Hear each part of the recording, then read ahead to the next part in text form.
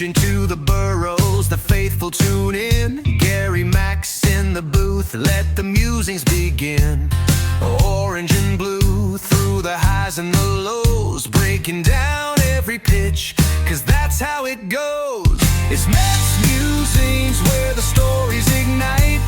A recap, a rant, and a Saturday night. Stats and passion, a voice fans trust.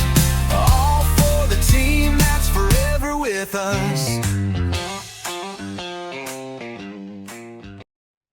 Hello, everybody, and welcome to another edition of Mets Musings, and happy St. Patrick's Day to everybody out there. Today is the wearing of the green, and it also means that baseball is right around the corner. There is 9 days left to spring training, and the Mets still got a full boatload of people in camp.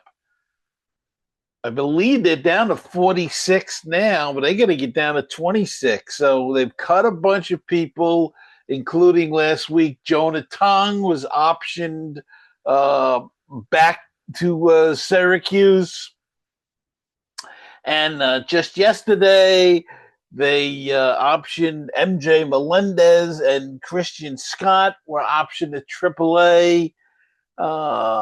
Adbert Alzolay, Christian Aurora, Nick Berti, Daniel Duarte, Jose Rojas, all of whom are not on the 40-man roster. They have been reassigned to a minor league camp. Now, they've also sent, before this, of course, they've sent made some other cuts, and among them, Carl Edwards Jr., Joe Jacques, Ryan Lambert, Kevin Parada, Ryan Clifford, Jackson Clough, Gray Kessinger, Jacob Raymer, G1 Bay, A.J. Ewing, who was very impressive, and we'll have a little bit more on that, and Jose Ramos, and Nick Morabito, Jonathan Pintero, Dylan Ross, Chris Huerto, who also had a good camp. Nate Lavin, Alex Carrillo, Anderson Severino, Matt Turner have all been reassigned to minor league camps or optioned to Syracuse. Now, I mentioned that A.J. Ewing was sent back down. Well, he obviously needs more seasoning, but he was very impressive in camp, as was Carson Benge. Carson Benge really looks like he's got a shot to win that right field job. Tauchman hasn't shown much with his arm. His bat's been okay. His defense seems to be, he's lost a step. And it could very well be Benge's job. Now, Tauchman does have an option that if he's not on the major league roster, I believe it's March 25th, then he has the option to declare free agency and not be sent to the minors, and would be just become a free agent. So they may want to start the season with a Tauchman on the roster, but we'll have to see. I think Benge is ready, I believe. He's going to have some struggles. They all do.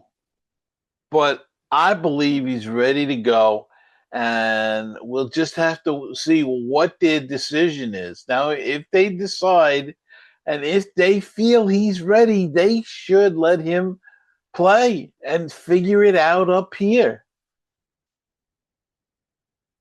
Because you can't keep bringing people in and taking chances away from people. Let him play and see if he can work out the problems up here. He's got a good head. He's a smart kid. He's got a good arm. He's got good speed, good bats, good at bats he's given them. So I think he's done more than enough to win the job, but we'll see. Now, with Melendez going down, that is a big point. Simply because it cuts down on the outfielders. So it seems like it's between him, Benge, Tauchman, and maybe Tyrone Thomas. But I think Tyrone has got the Tyrone's got the team. He can play all over the place. Did I say Thomas? Tyrone Taylor. He can play all three positions, so he's gonna be there. Um, and I just think Baines can play multiple positions as well. He's not as limited, and they have Brett Beatty, who played one or two games in the outfield in spring training. But actually, the one game I watched where he was playing right field, he looked pretty darn good out there as well. So I think they're confident in that. He's been playing some first base as well, and been moving around. He's going to be their sub in DH, I believe, and he'll be doing a pretty good job. So we're getting closer. You can almost predict what this team is going to look like. There will be some changes, I'm sure, as we get closer. But and don't forget, the team that starts the season is very rarely the team that finishes the season. There's always lots of moves made during the year, and this year will be no exception at all. So, uh, you know, uh, let's just count on that. But Francisco Lindor took a step towards coming back. He played a minor league game last week and actually got into a game with the Mets and has had some at bats, got some hits, and has looked like the Lindor of old. Now, he might be a tad back with the offensively with the bat, uh, and we'll have to see his defense. But he made a strong throw, and I don't think the defense is gonna be that big a problem. It's the bat and the weakness in the hands that he's got to build up still. That will be the big issue, especially in the cooler weather starting out the season. And they do start out at Citi Field against the Pirates on March 26th. So if you're going to that game, please dress warmly. We always know, unless we get one of these freak like we had last week with the 60 degrees, but it gets cold. Even at 60 degrees, it gets cold there. So dress warmly, but if you're going opening day. But Francisco Lindor looks like he will be quite ready to be there for opening day. One person that's not going to be there is Mets right-hander Robert Stock. He has been recommended for surgery to correct thoracic outlet syndrome. Stock indicated he's suffering from the arterial TOS and that he could potentially pitch before the end of the year. He was in camp with the Mets on a non-roster invite, but is now facing a lengthy absence.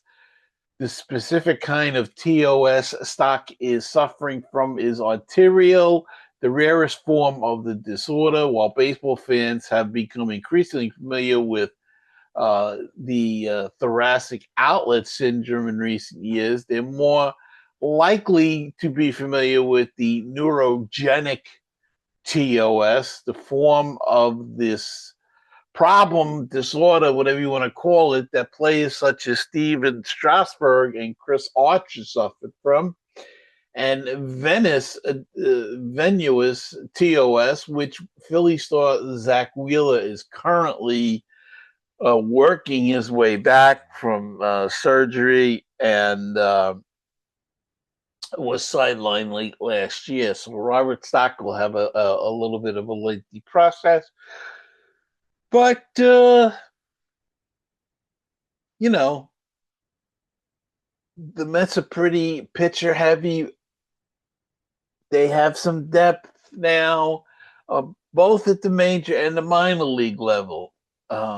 If there's an injury in the starting rotation, they have Jonah Tong, they have Christian Scott. They can go as deep as Jack Weniger, Pitaro. I mean, they have a number of different guys to go to now. So this is something that they haven't had in the past years, that they are really deep. And, last year they used an enormous amount of pitches. So, sometimes it comes in handy. But it seems like with this 6-man setup that they are going to have a rotation for, and don't know if they're going to go with a full 6-man all the time or whether it's going to be fitted in there. But right now, there's 6 guys scheduled to start the season in the rotation. And, Clay Holmes has looked very good. Kodai Senga has looked good. Nolan McLean got hit a little bit by the Italian team the other day, but he's got a big start coming up for Team USA. He will be the starting pitcher in the finals as the USA team is playing Venezuela in the finals for the WBC championship. So, big game for Nolan there, and it's kind of good. He's getting a feel for the pressure of international competition, but it will be help for the pressure of a long baseball season as well. So he's pitched pretty well. Like I said, he got hit around a little bit by Italy in his last start, but the first couple innings he was very good, and then just started I don't know, they caught up to him or whatever, but so he'll be going for Team USA. Kodai Senga, I don't know if I mentioned him. He's been pitching well. David Peterson had a little bit of a rough outing last night, but they're working on things. Sean Manaea is struggling a little bit in camp with the velocity. Needs to get that up. His arm angle was too low. I believe they said that's what they believe the problem is. They'll work on that on the side and get him ready to go. So, as I said, I think they're all ready to go now, and I think the fans are ready to go. So let's bring on the season. I'm tired of spring training. We've got 9 days left, and then the action starts for real. Well, let's take a break, and we will come back after this. Hi, this is Leonard Hollywood Aberman, and I'm here with my dear friend and co-host on the Baseball and Barbecue podcast, Jeff the Oak Coot Cohen, and you're listening to MetsMusings with Gary Mack. For baseball histories, stories, and great interviews with authors and players, listen to Baseball and BBQ. For barbecue, we have great pitmasters, recipes, interviews. Just great things. Listen, there's baseball podcasts, there's barbecue podcasts, but there's not a podcast that has both. We do. You're going to love it. Baseball and barbecue, great guests, decent hosts, but you're going to love it. So yes, tune in. We have a lot of fun, and it's available on all your podcast apps.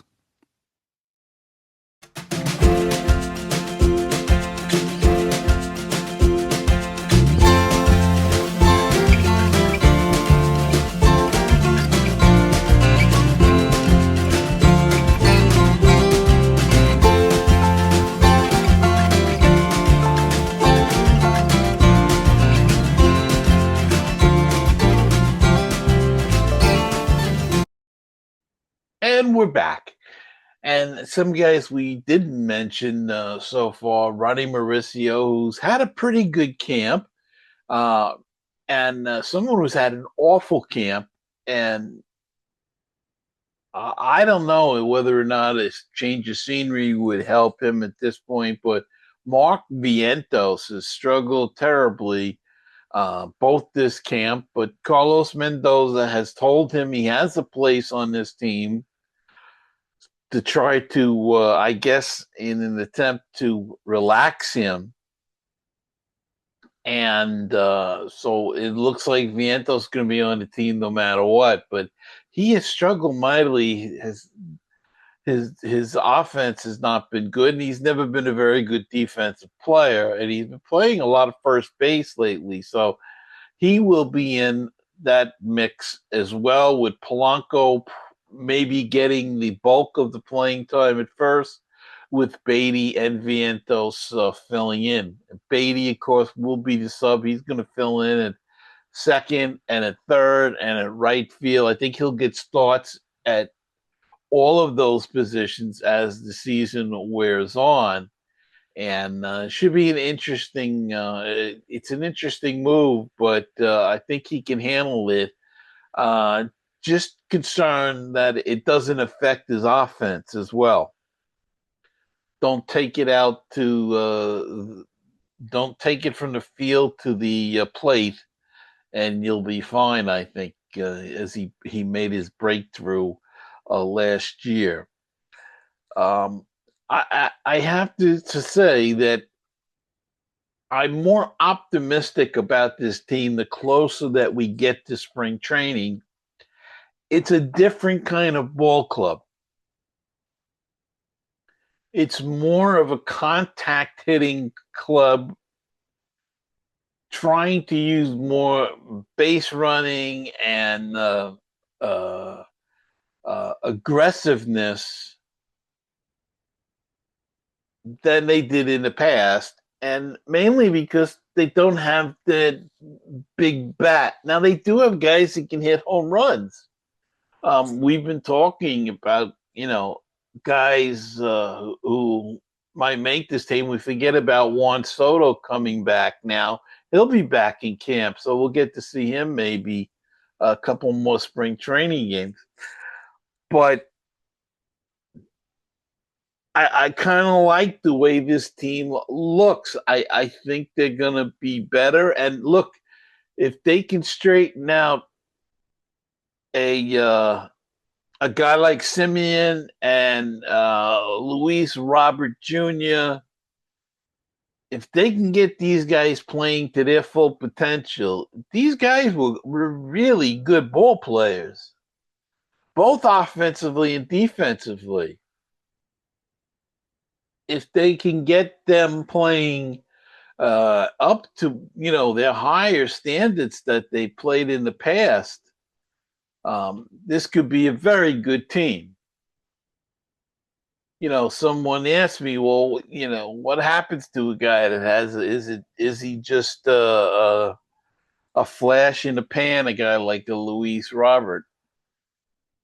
Sometimes I don't know. Sometimes it's just that maybe you get too much coaching, and a new coach will spot something that you're doing, or if you're with a team with a long time and the same coach, they may not spot any different change. Sometimes they will.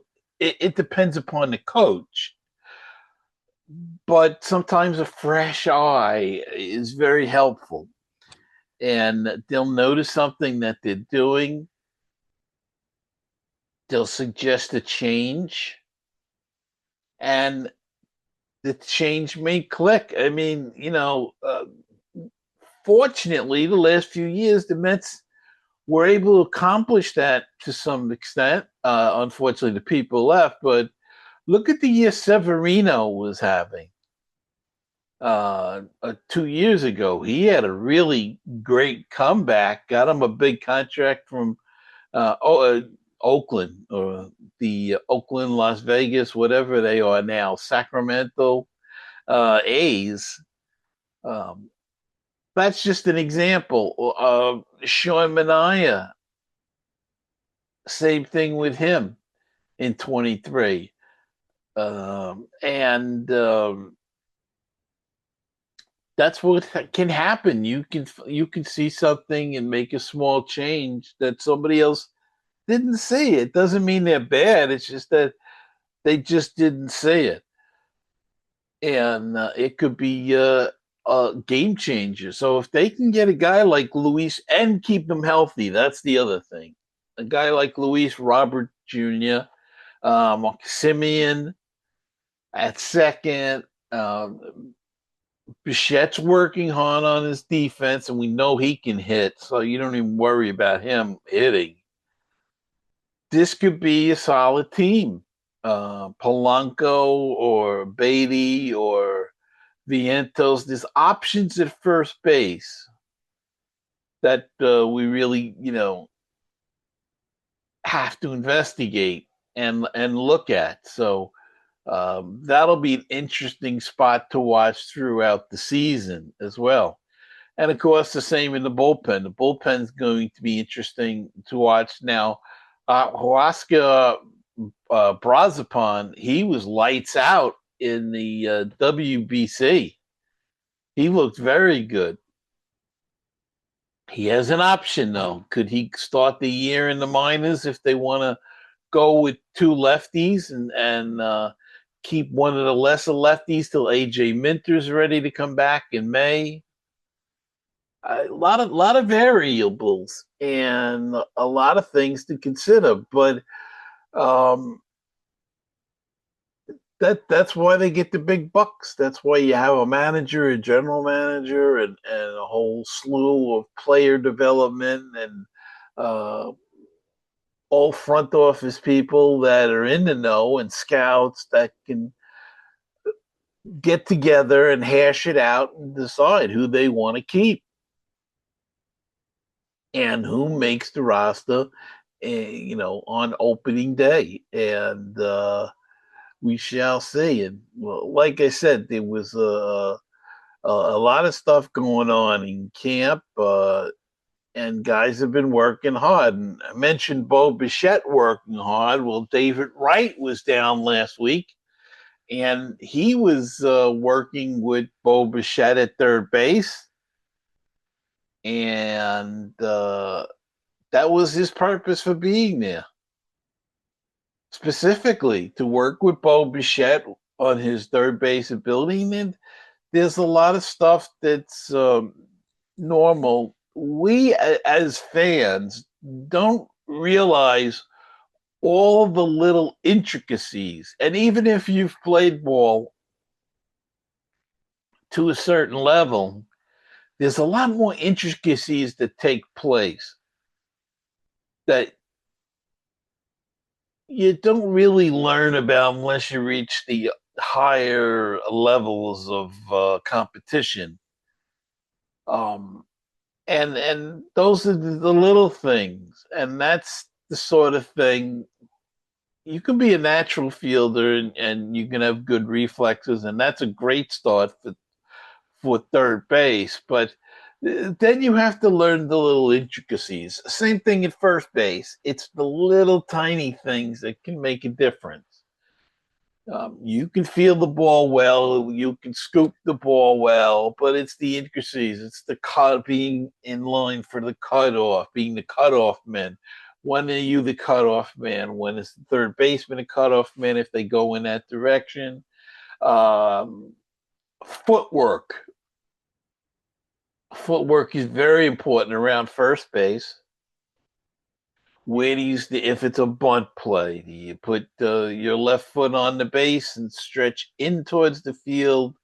Do you go out towards the dugout sometimes when you have to, but avoiding the runner, of course? I mean, it's just little things like that. And same thing with catching, really. It's footwork. That's a lot of it, throwing people out on a stolen base attempt is footwork from behind the plate. But these are the little things, and Getting back to David Wright, he's going to be working with Bichette on some of these things, try to iron them out, trying to teach him.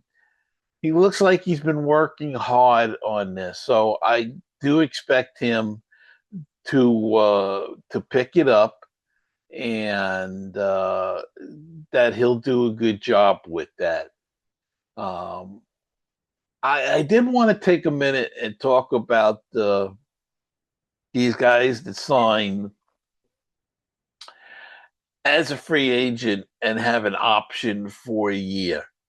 After a year, they can opt out of their contract.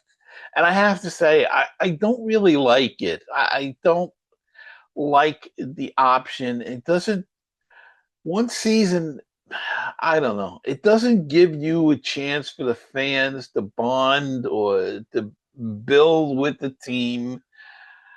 I just don't like it. I don't think it's right. I don't see any difference. They say, well, you make a trade. Yes, you're giving up an asset, and a guy's only going to be here a year and then leave, unless, of course, you can sign him. Well, signing a free agent with an opt-out option is almost the same thing. I mean, you're only giving up cash then versus potential players. But I don't know. It's just my opinion is I don't like the deal. I think if you sign as a free agent with a team for 3 or 4 years or whatever it is, you should stay at least 2 years.